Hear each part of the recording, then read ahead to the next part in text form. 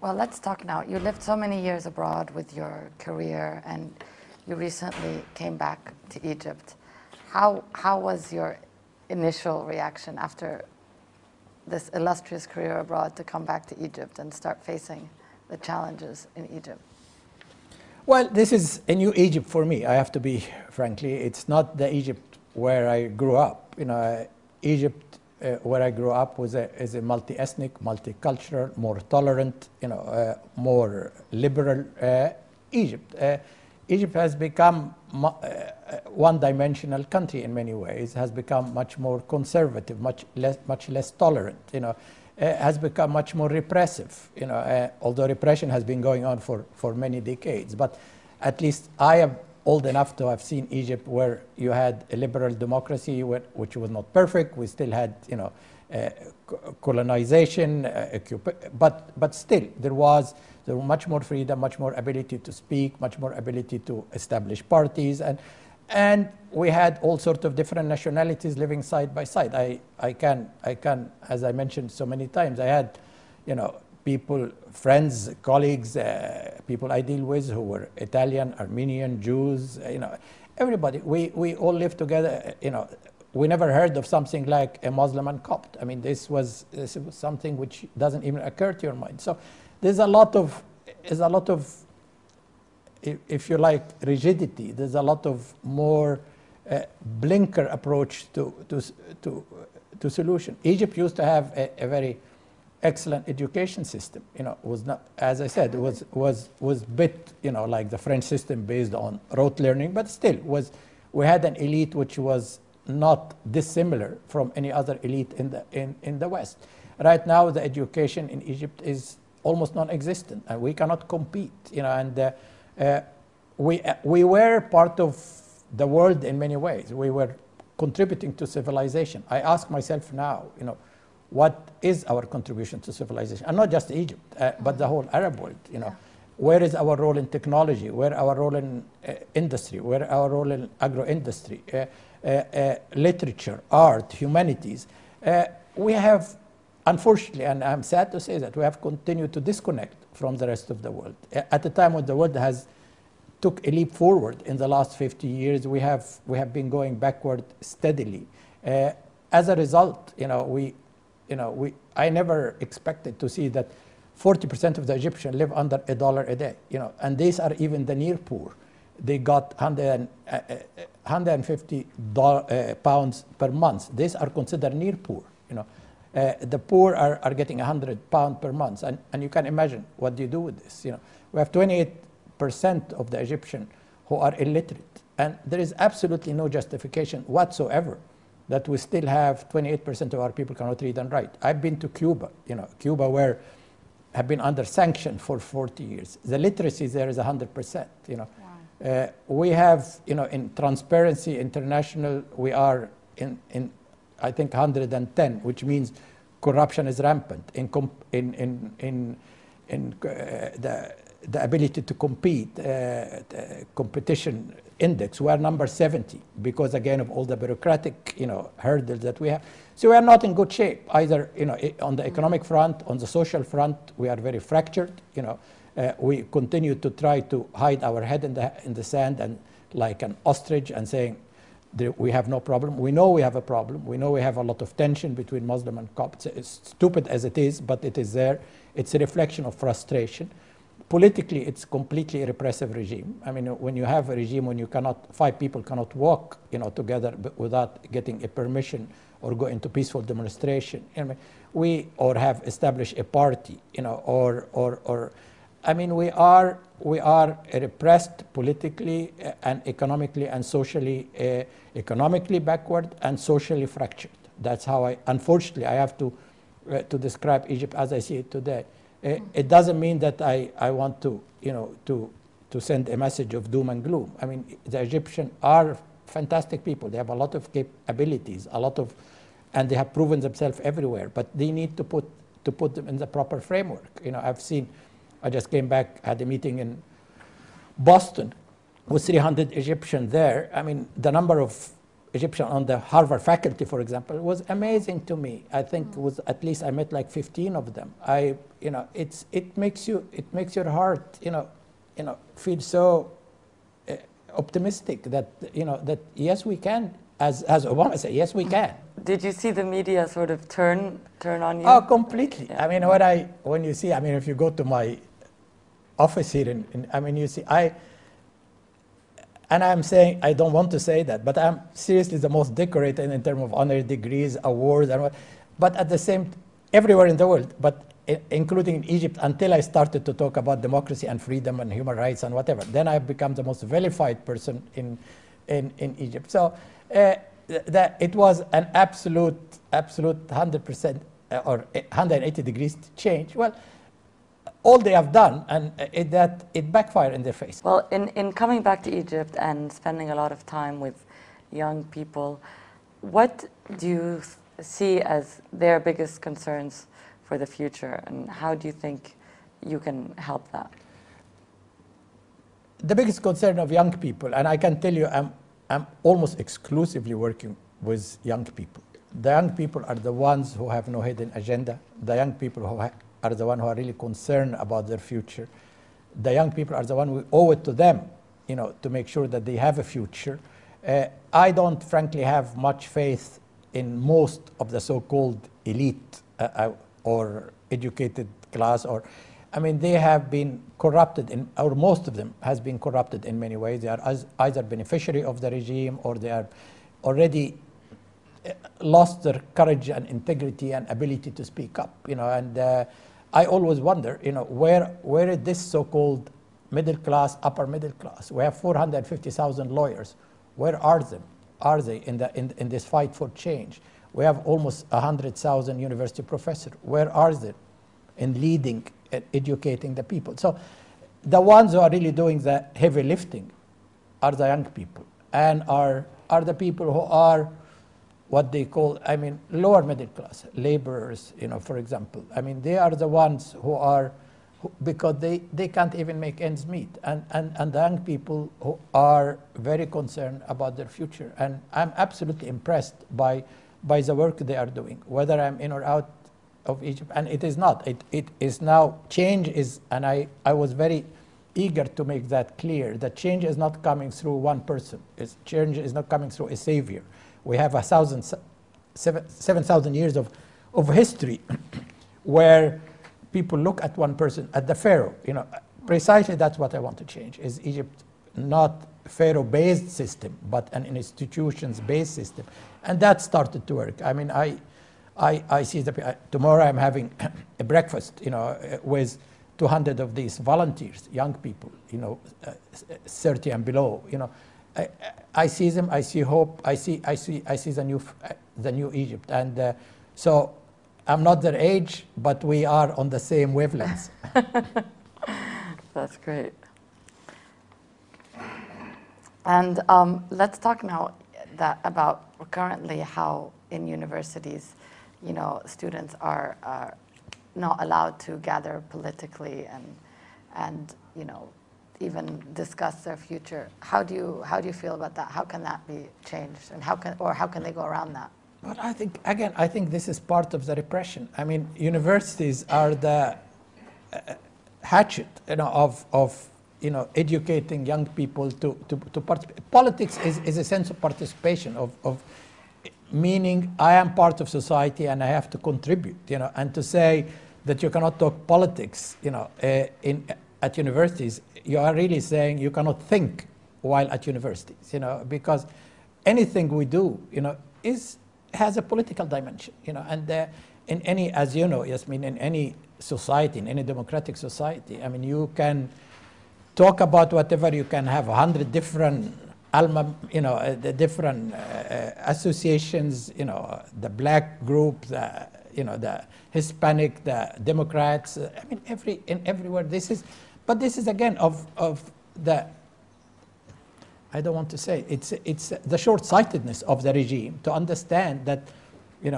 Egypt will go nowhere unless you empower the people, and particularly the young people, to think, to be free, to move, to create, So give them their freedom. Let them talk. Why are they afraid to talk about politics? They are talking in peace as long as they're following the rules. If there are proper rules and work in a peaceful environment, by all means encourage them to do so. One of the things obviously has to change is open the university gates and get the fresh air in and get people to talk and to think and to dream about what kind of Egypt they want to have. Mm-hmm. And if you had the opportunity, how would you want to reform Egypt? Well, the first thing, of course, you have to do is have a proper new constitution, and your father have wrote a lot about this. These are issues that I think you would not have to, well-meaning Egyptians disagree on. We need a new framework, as I said, which starts with a constitution that is based on, on balance of power, checks and balance, an executive that does not have an imperial powers, an independent judiciary, a free and fair election.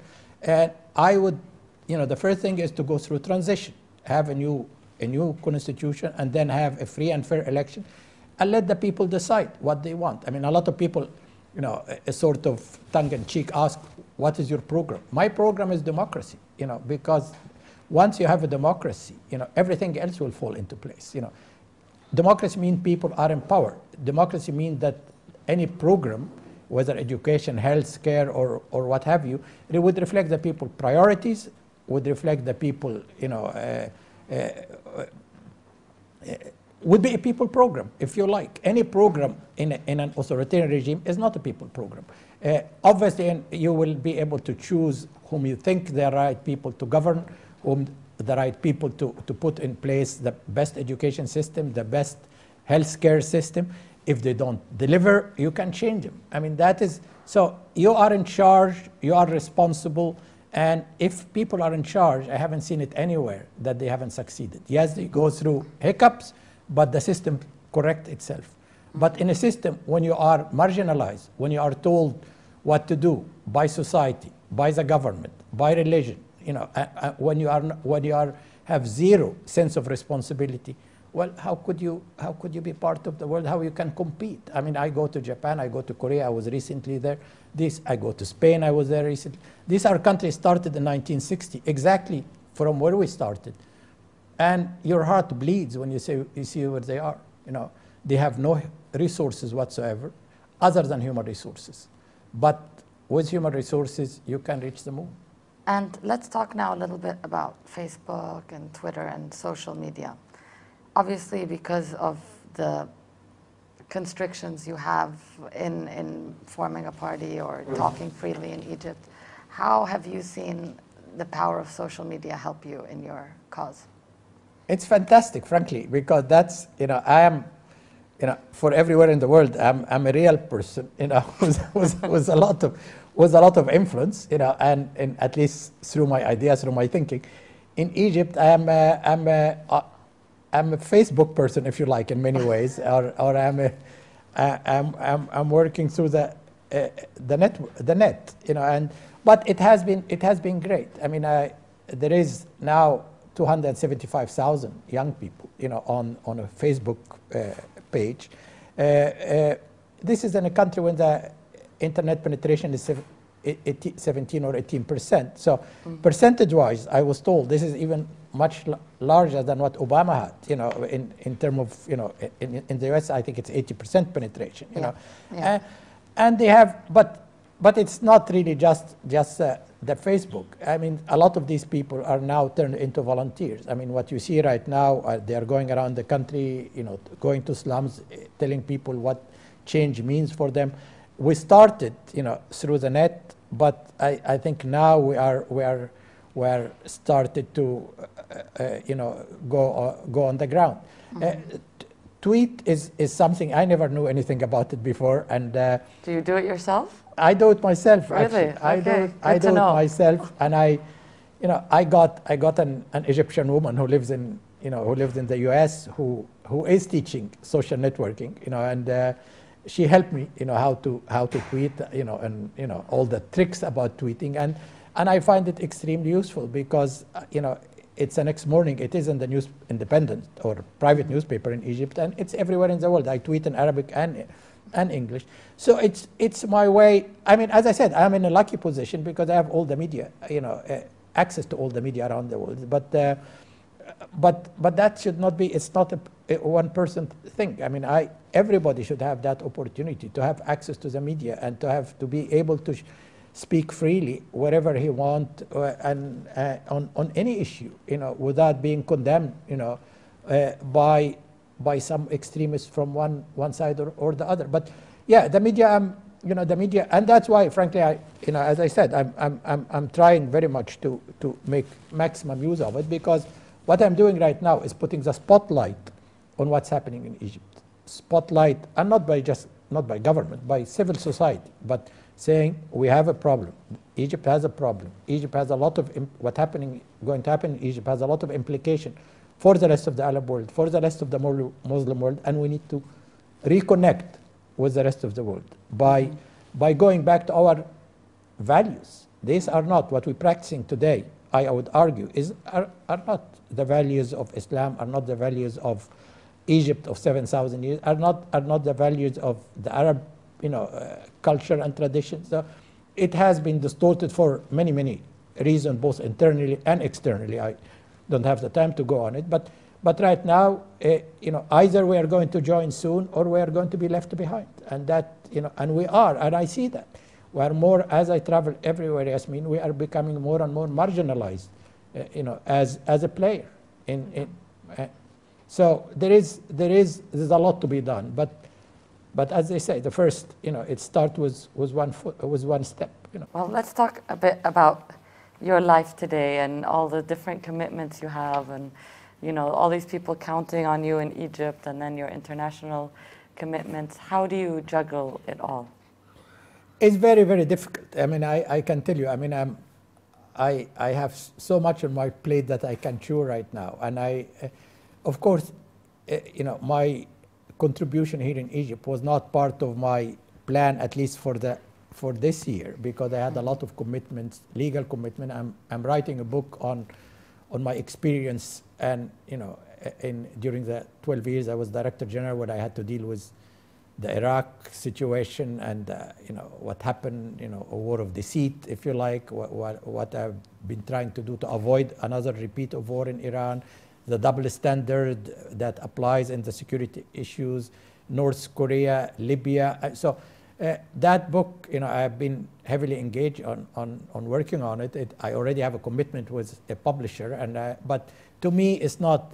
It really is an important thing, just, you know, to provide my historical perspective, you know, of how these issues have been dealt with and what we can learn from it, you know. And I have a lot of, I'm sitting on many boards, for example, the International Crisis Group, which is one of the most prestigious, you know, groups that deal with different global security issues. And I have a lot of lectures. I go in November to a Nobel Laureate Summit in Hiroshima in Japan, where, you know, where Gorbachev and Obama are going to be there as a recipient of these are, I go to a meeting on social networking and you know, and how to use social networking.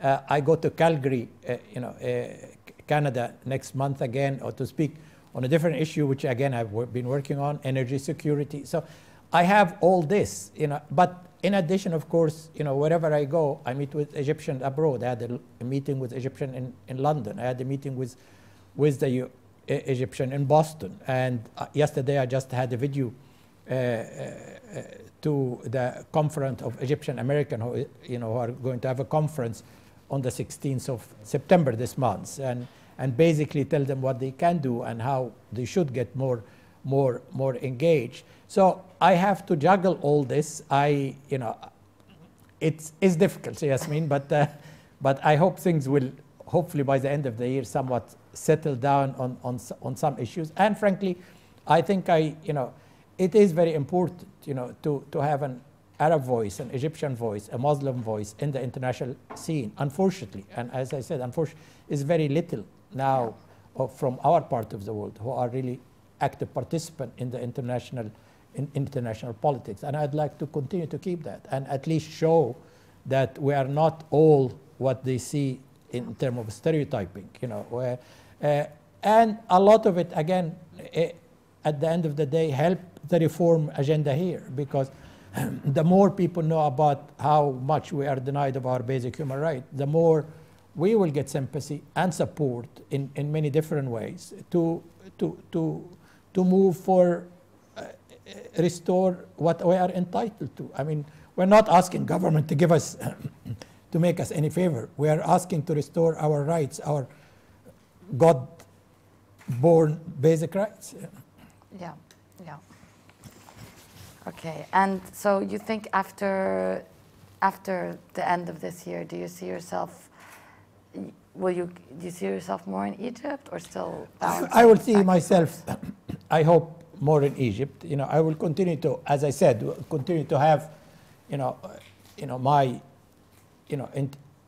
certain commitment I have, but it would be much less. I hopefully by that time I will have finished with my book. I'm now, frankly, declining at least 90% of my invitation for me to go and speak and participate in conferences, and because I would like to spend some time more here, and I think also the next year is going to be crucial, frankly, and this is going to be an election year, and a lot we expect is going to happen either in, so many scenarios are on the table, and I would like to be here to participate with my fellow Egyptians on to make sure that this steers the country clear into the right direction. Mm-hmm. Watch more great videos on Enigma TV's YouTube channel or log on to our website www.enigma-mag.com.